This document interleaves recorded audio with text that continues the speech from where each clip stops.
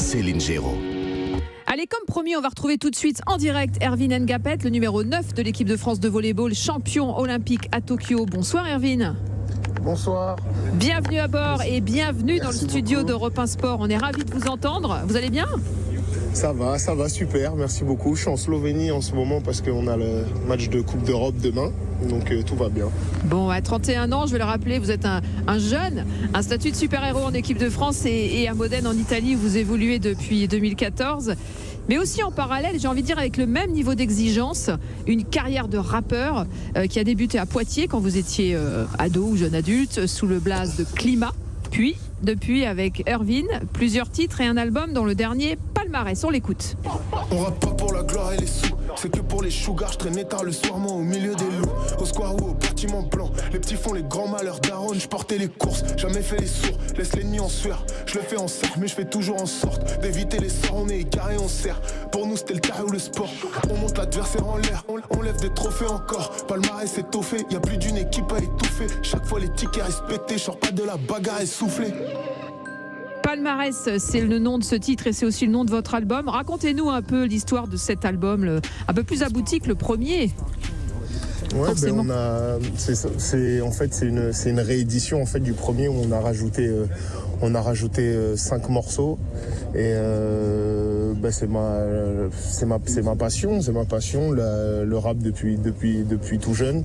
Ça m'accompagne dans ma carrière de sportif et puis en fait le titre Palmarès c'était Palmarès parce que pour moi sortir un album c'est comme défendre un titre quoi, donc c'était à cause de ça. Ouais. Je disais que vous aviez le même niveau d'exigence parce que vous n'êtes pas juste un volleyeur qui fait du rap de temps en temps comme ça pour s'amuser, pour se détendre. C'est une vraie passion, presque un métier aussi pour vous parallèle quoi. Ouais, c'est sûr, ça prend énormément de temps.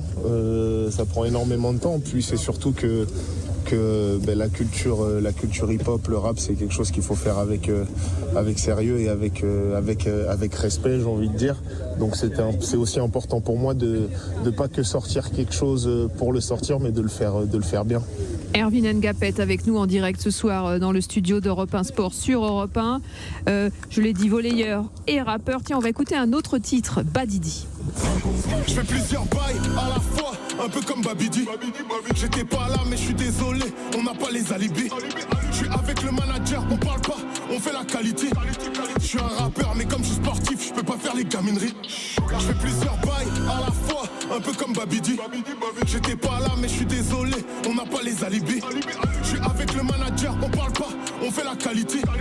Je suis un rappeur mais comme je suis sportif, je peux pas faire les gamineries. Je suis un sportif, je peux pas faire des gamineries. Qui est Babidi déjà pour nos auditeurs, Erwin Ngapet? Alors Babidi c'est un personnage dans le dessin animé Sangoku qui avait la faculté un peu d'avoir plusieurs casquettes, de faire plusieurs choses en même temps, et je trouve que ça me représentait bien, surtout sur le fait d'être sportif et de faire de la musique, et voilà, c'est comme ça que c'est venu. Et ça vous habite véritablement.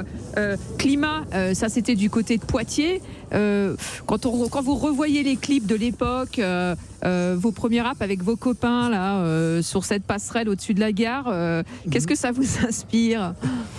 Que j'ai fait pas mal de chemin depuis, il y a plein de choses qui ont évolué dans ma vie de sportif et dans ma vie de rappeur et dans la vie en général comme homme. Donc je pense que j'ai eu un parcours assez normal, on va dire, dans le rap où maintenant ça fait rire d'écouter les premiers morceaux, mais on va dire que c'est le chemin que tout le monde a fait.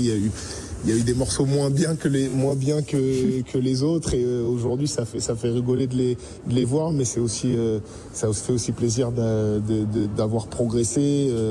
J'ai fait un chemin où je me suis entouré de personnes petit à petit, et aujourd'hui on arrive à faire du super travail. Mais c'est vrai que quand j'écoute les morceaux d'avant, forcément ça fait rigoler. Bah oui, c'est un peu comme partout quoi. Allez, on est évidemment en direct sur Europe 1 si vous nous rejoignez, hein. C'est c'est Europe 1 Sport. On est avec Erwin Ngapet, qui est la légende du volley français et international, champion olympique à Tokyo, on le rappelle, la Ligue mondiale, le championnat d'Europe.